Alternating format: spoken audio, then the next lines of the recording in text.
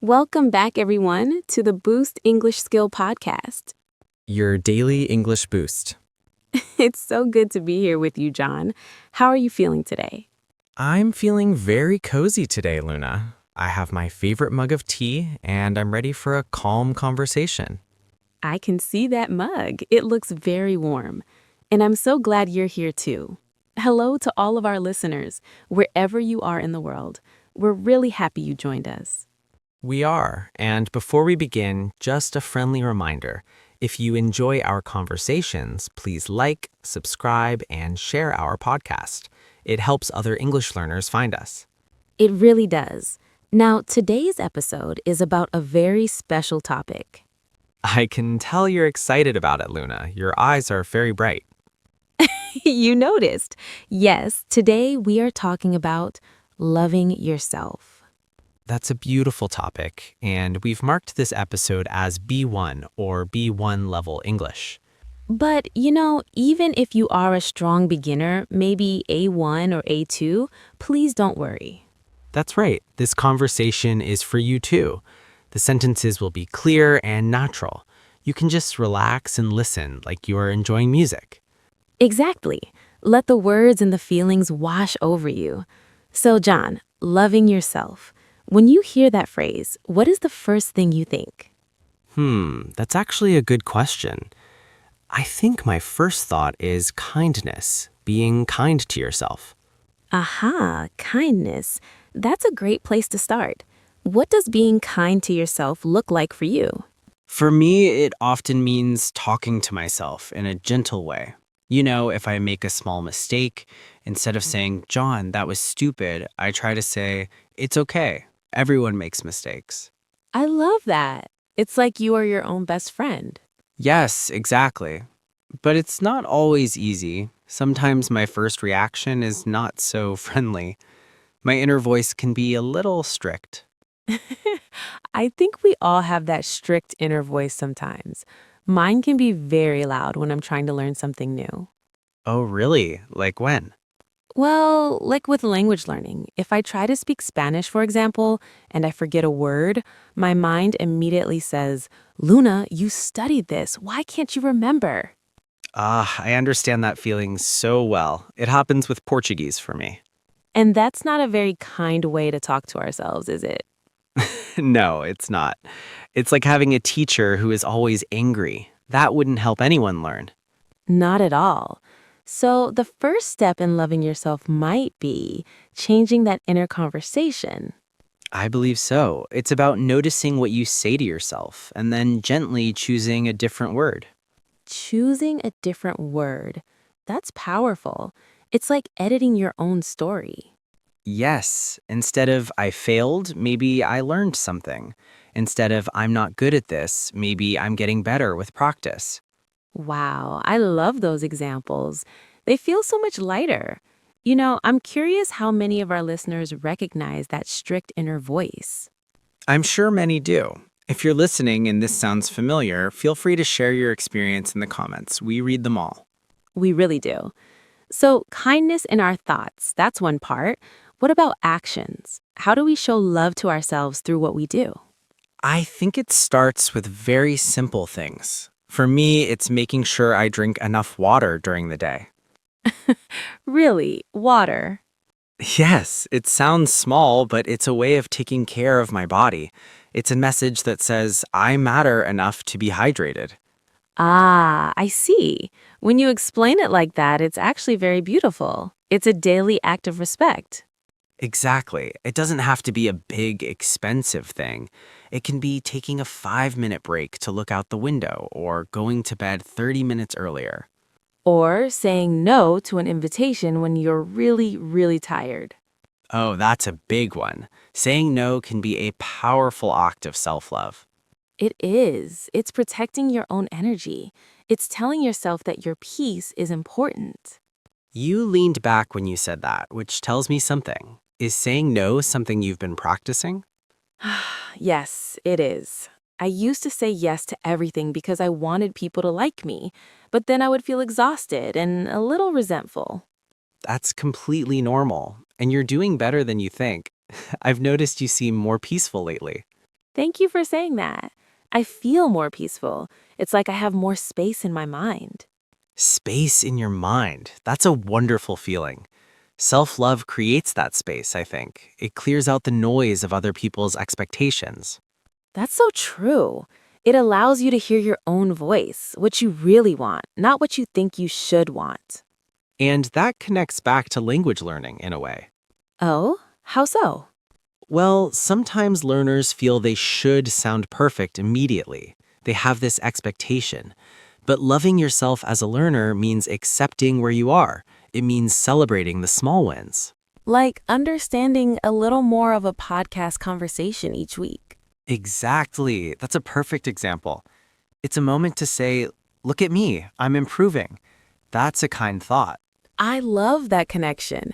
This is the kind of everyday English people really use, and you're also practicing a kind mindset. It's 2 lessons in 1.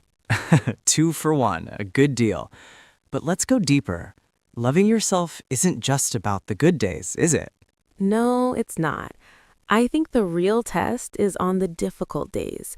The days when you feel sad, or you made a big mistake, or things just don't go well. Those are the days when the strict inner voice is the loudest. Yes, and that's when we need our own kindness the most. It's easy to love yourself when you're successful, but can you love yourself when you feel like a failure? That is the question. What does that look like for you, Lena? For me, it looks like comfort. Not trying to fix the feeling immediately, but just sitting with it. Maybe with a soft blanket and a cup of tea, allowing myself to feel sad without judgment. That's beautiful. It's like giving yourself permission to be human. It is. It's treating yourself with the same compassion you'd show a crying child. You wouldn't shout at them, you'd hold them. You'd hold them. That's a powerful image. So self-love can be a kind of internal hug. An internal hug. I'm going to remember that phrase. What about you, John? How do you handle those difficult days? I often go for a very slow walk. No goal, no destination, just walking. Feeling the air, noticing trees, watching people. It reminds me that the world is big and my problem is just one small part of it. That's a form of perspective, isn't it? It's loving yourself enough to give yourself that wider view. Yes. It's like stepping outside of the small, dark room in my mind and into the fresh air. I can see you smiling a little as you describe it. It must be a good practice for you.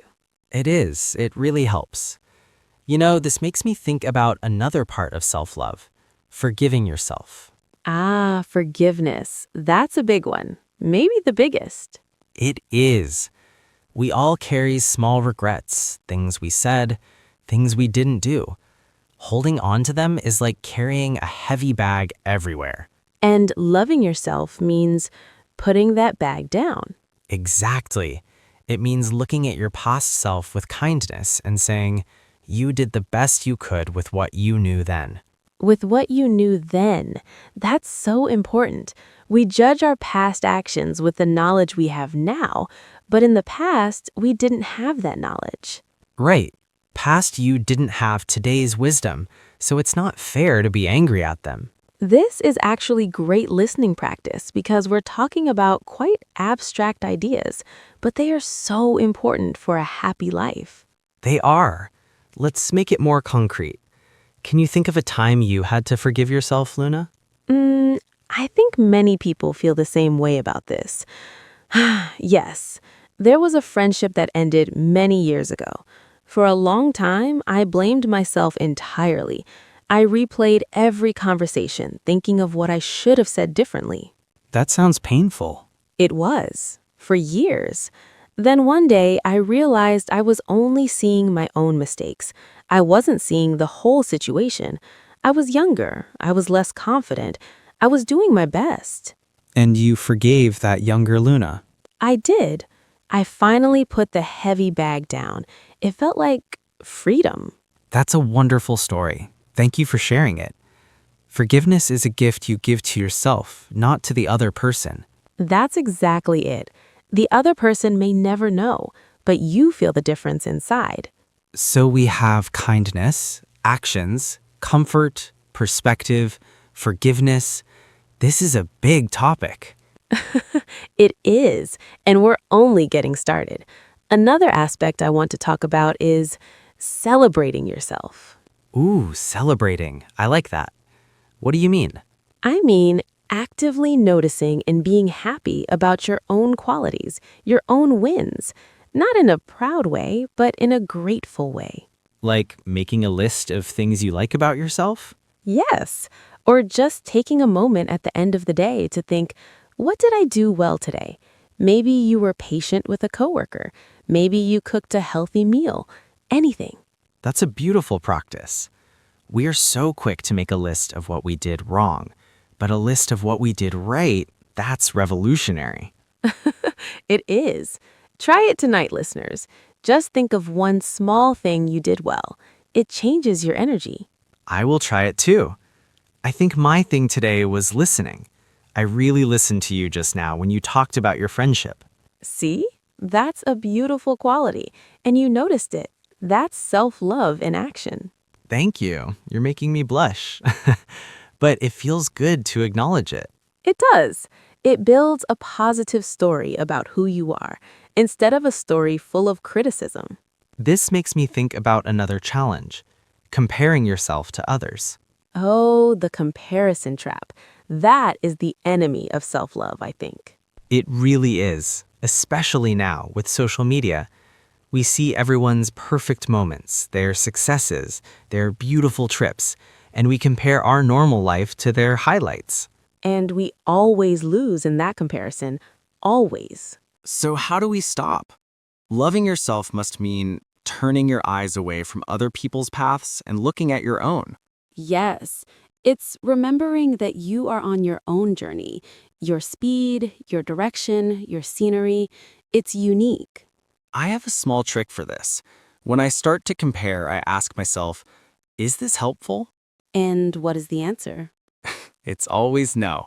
It's never helpful. It only makes me feel bad. So I try to gently guide my thoughts back to my own life, to my own next small step. That's a very practical tool. Is this helpful? I like that. I'm going to use it. Please do. Let me know how it works. And let us know in the comments if you have tricks for stopping comparison.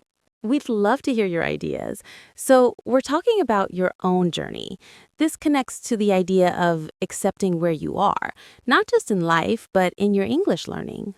Ah, yes. Accepting your current level. Not fighting it, but starting from there. Exactly. If you are at an A2 level, that's wonderful. That's your starting point today. Love yourself enough to start from A2, not from where you wish you were. Progress feels so much better from a place of acceptance than from a place of frustration. It does. It's like planting a seed and loving it as a small plant, not being angry that it's not a tree yet. That's a perfect metaphor. We need to water the small plant we have now. Yes. So we've covered a lot, but I want to touch on one more thing, loving your body.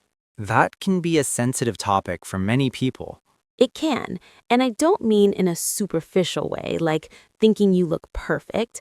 I mean appreciation, gratitude for what your body does for you. That's a healthier way to think about it. Our bodies carry us, allow us to feel hugs, taste food, see sunsets. They breathe for us without us even thinking. Our hearts beat. It's a miracle, really. It is. So loving yourself can be saying thank you to your body, maybe by stretching in the morning or by choosing food that makes you feel energetic. Or simply by looking in the mirror and not criticizing, but just noticing. These are my eyes. They let me see my friends.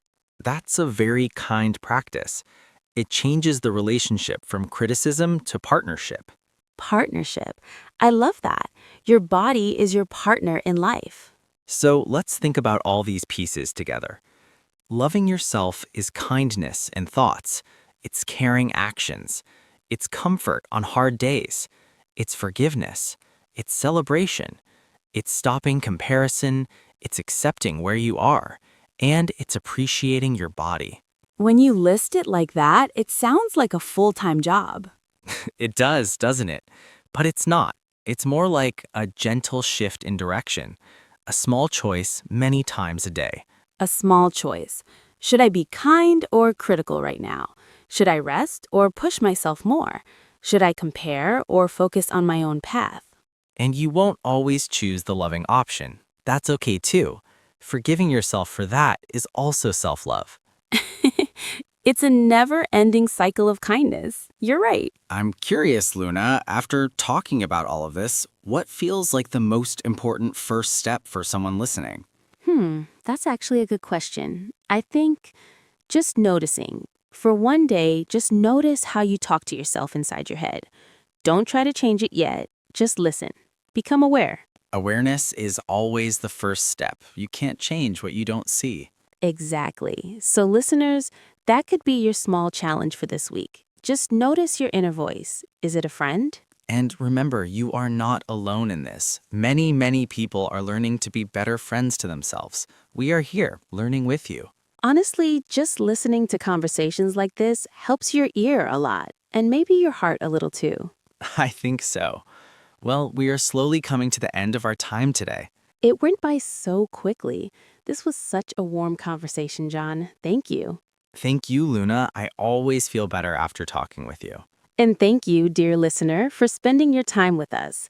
If today's talk about self-love resonated with you, please let us know in the comments. We love reading your thoughts and experiences. It connects us all. And if you enjoyed this, please help us grow. Share the Boost English Scale podcast with one friend who might need a little English boost or a little self-love boost.